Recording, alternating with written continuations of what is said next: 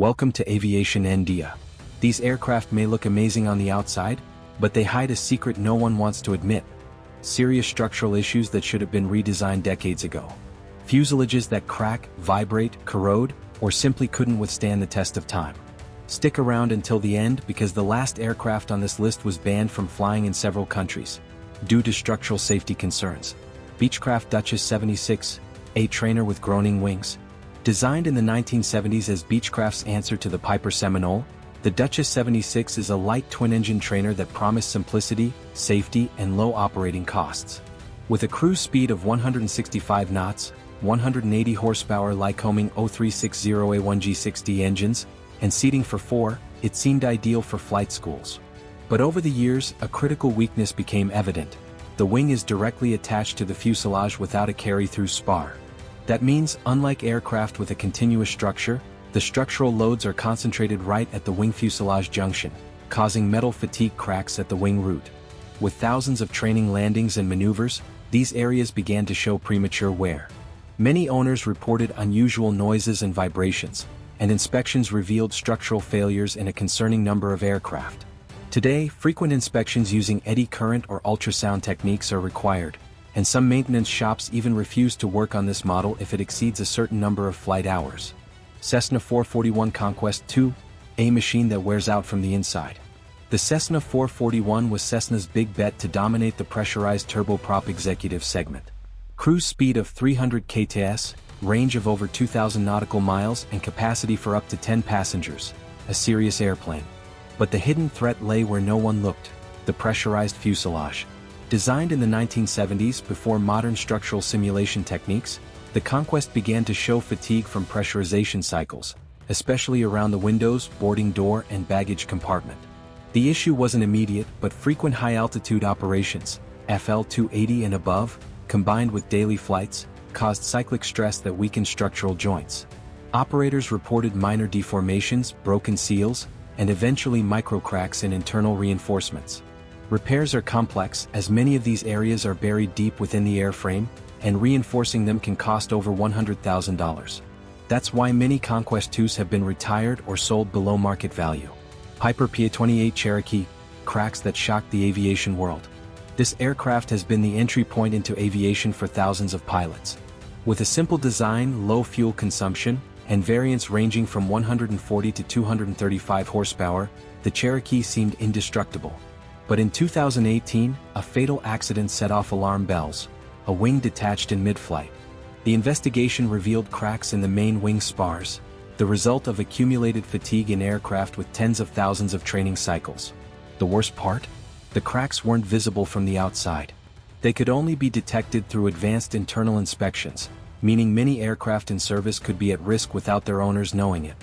The FAA issued new regulations for Warrior, Archer, and similar variants with over 5,000 flight hours. Now, owners are required to perform mandatory non-destructive inspections, driving up maintenance costs and significantly lowering resale value. Bay Jetstream 31, a regional with a tired body. The Jetstream 31 was widely used as a regional aircraft across Europe, Latin America, and Oceania. A turboprop with capacity for 18 passengers and certified for harsh IFR conditions. But its Achilles heel was the structure of its pressurized cabin. After years of daily flights at low altitudes, many units showed internal delamination, window frame cracks, and hidden corrosion under interior panels. In many cases, when maintenance teams removed panels, they found weakened areas, sometimes with metal dust from friction between components. On top of that, fatigue around the landing gear mounts forced reinforcements to the lower fuselage. These problems, combined with high fuel consumption, led to a mass retirement of Jetstreams. Today, it's rare to find one in active service, and most are now used for static display or ground training. Gulfstream G73 Malard, a steel swan crumbling from within. This amphibious aircraft, with its elegant silhouette and dual land-sea capability, was a gem for island hopping and coastal flights. Originally powered by Pratt & Whitney Wasp radial engines and later upgraded with turboprops, the G73 Malard flew for decades. But that's precisely the problem. Many of these aircraft operated for 40 or 50 years in maritime environments, where salt and humidity infiltrated every part of the structure. The most affected areas were the fuselage ribs, flotation compartments, and pontoon joints, where galvanic corrosion and delamination advanced slowly. The result? Insanely expensive restorations, some exceeding $1 million, and a reputation for being structurally unsafe unless completely disassembled every few years. Today, only a few Mallards are still flying, usually as historic aircraft. MacDonald Douglas DC-10, a Titan with catastrophic flaws. The DC-10 was once one of the giants of the skies, a 3-engine airliner with capacity for over 270 passengers and intercontinental range. But it also became the subject of some of the most controversial accidents in modern aviation. Beyond the cargo door issues that caused explosive decompressions, the DC-10's fuselage suffered from accelerated fatigue in critical areas. Lateral pressure panels, or wing fuselage junctions, sections near the tail engine.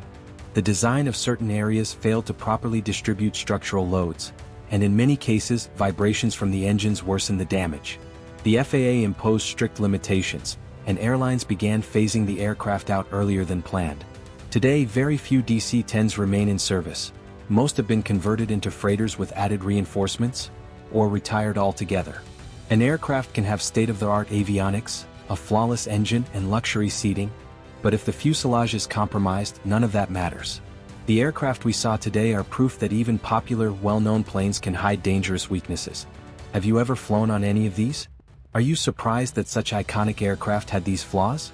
Let us know in the comments below, and if you enjoy this kind of content, don't forget to subscribe to Aviation India, because here we tell you what no one else dares to say.